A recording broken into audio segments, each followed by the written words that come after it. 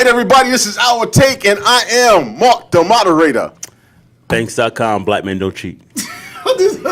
Yo, what's going on? This is Avery, the process, the guy with the tie. Gary Brown, Big Brown 68, as most know me, NFL Super Bowl champ. All right, y'all, we got a special guest in the house tonight, and if you're looking, no, this is not Leaf on steroids.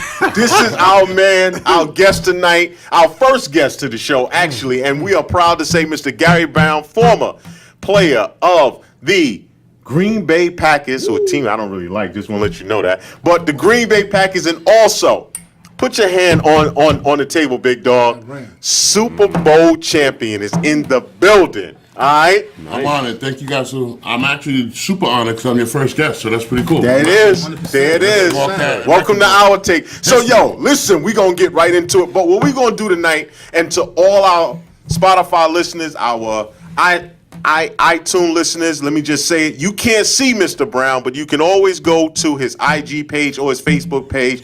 Check him out. It's Gary Brown. He has done some wonderful things in football and also after football. We're going to get into all of that. So we're going to interview Mr. Brown tonight. We're going to get the questions from just like we in the barbershop, asking those questions. That's right, because we're about to get it in. I fit right in. So who want to start out with the first question? I'm going to let you go, Avery. Oh, thank you, Sir Banks. Swoop the leg. Yes, yes. Yo, listen, so I had to ponder this all day. I think I shared this with John. So I need to figure this out. We hear this term all the time about the locker room. He's not a good locker room guy. I want to know from a guy that's actually been in the locker room, is the term a leader of the locker room, is it overstated in the NFL? Leader of the locker room? Yes. You got to do your part. Everybody's got to do their part. And, it's a true thing. The locker room, people who have good locker room usually have a good team. And it's only because it's not boxing. Boxing, you could be a jerk off and you could go in the ring and you do your job in the ring, you do good. Right. Football, I play offense. So for one play to go right, we need 11 people to be on the same page. When you in the locker room, and if you're doing things that are causing people to not talk about football or not talk about the play or the game coming up or the opponent coming up or your situation, you're at work. That's what you're supposed to be talking about. And if you're in the locker room and you're talking about what they did in the club last night or the antics they did with the goalpost or whatever else they're talking about, and the room is divided and people are arguing or disagreeing on different topics that has nothing to do with your job, you're taking away from our job. So, everybody needs to be on the same page. You don't got to be the same person. You could agree to disagree. You don't even got to like each other. But when you're in a locker room, you got to try and work as a team. And what you do in that locker room is going to show up on the field. Really? So it's not overstated. Just PSA real quick. Leaf, you're fired. But You have been replaced. Yeah, absolutely. Go ahead, Banks. Go ahead, Banks. What's next? So now, my question is really I got to take it to the Giants, right? Because he's a lone Giant fan here, man. I just want you to here know we that. go. Lone Giant because fan. the Giants made a pick a couple years ago related to your field, Eric Flowers. This guy seemed to have all the talent in the world in terms of the size, the athletic ability. How did it go? How can it go so bad at that position when you seem to have all the tools? Is it just mentally you're not into the game? No, let me tell you. That's a good He was the fall guy.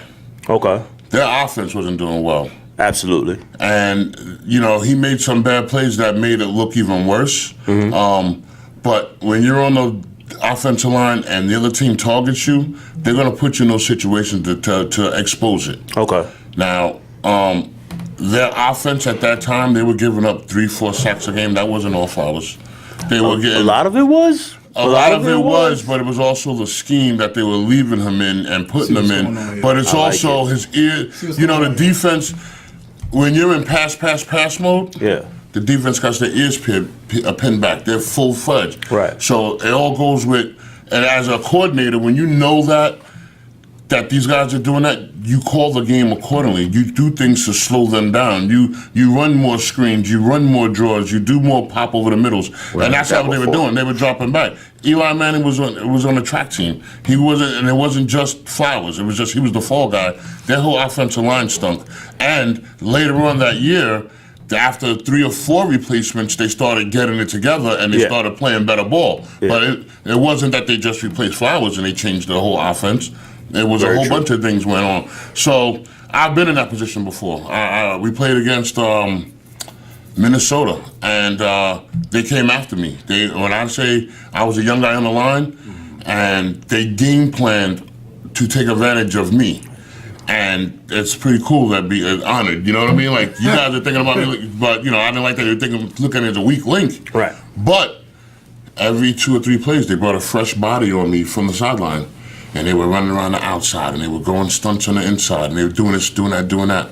And midway in the 4th quarter, they took John Randle and they placed him on me. And you know, if you know John Randle, Minnesota Vikings. He's an animal, and he goes 110 miles an hour to the very last play.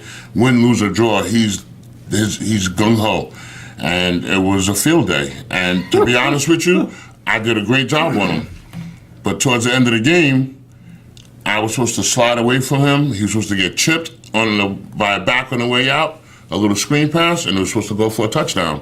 Instead, the running back went the wrong way. So it looked like I looked at John Randle, and I went the other way, and he ran in, hit Brett Favre, he fumbled, they recovered, we lost the game. And the optics is on you. And the optics was on me. But how I handled that was, at the end of the day, my first interview, they're like, Mr. Brown, blah, blah, blah, you know, you cost us the game. And I could have threw my players under the bus. I could have said, Yes. you know what? The running back went the wrong way, and it was the wrong call. I could have did any of that. Instead, I said, you know what? When you have a bad day at the office, you misspell things and you misprint things. When I have a bad day at the office, sometimes the quarterbacks get hit. I apologize, and I'll be back on Monday to work on where I went wrong. Stand up, guys. And I got more fan mail after that than I ever got in my life. I got bags of fan mail after after a bad showing, because it wasn't my fault. But as long as my teammates in the locker room knew it wasn't my fault, I was okay with that. Okay. Right. You know what I'm saying? 'Cause they know. That's where having that locker room bond. Now, if you're in there beefing with each other, not liking each other, doing this and doing that, and not respecting each other, now you could be like, well, this guard wasn't doing his job all day, so I was sliding down to help him. The back went the wrong way. I could have threw everybody under the bus. That wouldn't have helped me in my locker room. You know what I'm saying? That's a great perspective, though, because you don't see that. As a fan, you see that guy missed the block, and you know what I'm saying? He's the one that costs us the game. You don't realize that the scheme. That's true. Yeah, And I would have killed Eric Flowers because I hate the Giants, so it really doesn't matter. Yeah. But let me just say this also, as playing left tackle to me is one of the toughest spots on the offense in any football. I could do it. So, Just joking. but we're gonna come back. That's our first segment out. But went we want to fast, say man. once again, yo, Mr. Gary Brown, Super Bowl Big champion. G. Super Bowl champion. Yo, Make sure you say we're it gonna right. come right back at it, y'all. Thank you for tuning in. This is our take. Peace, y'all. Peace. Thank you, Leaf. Peace.